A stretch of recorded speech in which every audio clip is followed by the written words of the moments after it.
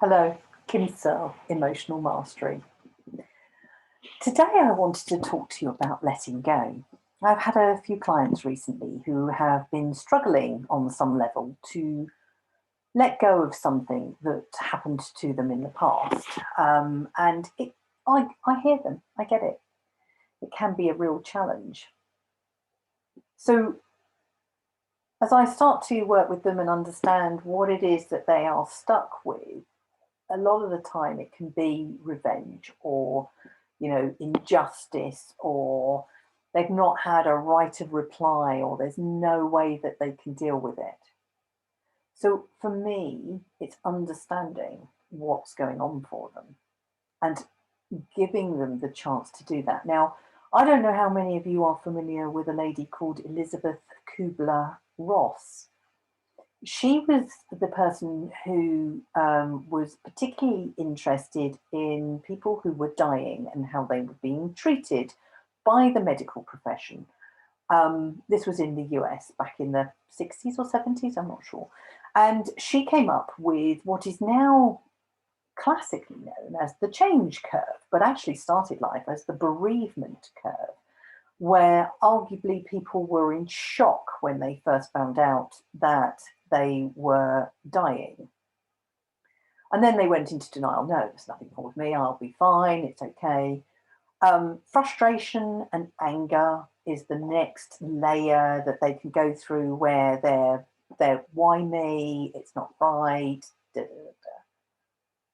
Before sinking into, and they use the term depression, but it's not really depression. It's just these feelings of lowness and the fact that they're not in good shape at that point. So it's not depression in perhaps the way that most people would know. It's more low energy. And this is actually where the change curve is. So if you ever look this up online, it goes down and then begins to come up somewhere around that depressive stage. And some of them will talk about experiment as an experimental stage, but it could just be the uncertainty stage, the part where you're not really quite sure where you're going with this. Before moving on to a decision and then integration and moving on, it's a really, really important and powerful imagery of what happens when you go through something big in your life. So I would urge you to check it out for yourself. So when I thought about letting go of something, somebody's done something wrong to you, or you've not had the chance to let go of a loved one, it's how do I see that happening? And it's not quite as much as that. I agree, there is the shock and the denial. So I will go with those two phases. That's important.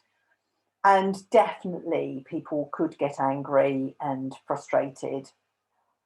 And then somehow, whilst they're moving backwards and forwards through those things, they somehow move on, but they don't complete the middle bit, which is, for me, the acknowledgement that the event happened. As you recall, they go through depression, experiment, decision, and integration. And I think we need to accept something has happened by acknowledging it, knowing that it happened, getting it out of us by writing it down or talking it through, whatever works, but acknowledging it. And then the next part of this, which I think is missing in the change curve, is forgiving ourselves. For me, this is the biggest part. Being able to forgive ourselves for our involvement or our poor decision making or whatever it is that meant that we were exposed to whatever it was that has been a problem for us. Unless we can forgive ourselves, we never truly move on to the decision and integration. We cannot have convinced ourselves that we've dealt with it unless we've forgiven ourselves and accepted who we were back then.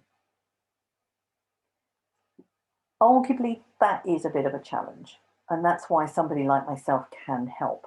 But you can do it for yourself. And one of the ways that you could potentially do that is just to write a letter to yourself and explain what was going on back then, because you're older now, aren't you? You're wiser. What would you do if you were in that situation again? What would you tell that younger you? And what did that younger you need? All you need to do then is just allow that younger you to have whatever they need to help them move forward. So when you look at that change curve, I feel it's a bit incomplete just because of this forgiveness phase, which allows you to accept what went on, allows you to acknowledge that it took place, such that you can then move on to making good decisions for yourself to move forward. If you have any trouble with that, any difficulties, please do just reach out and let me know. Happy to have a conversation with you. My name is Kim Searle, Emotional Mastery, helping you to let go. Thank you.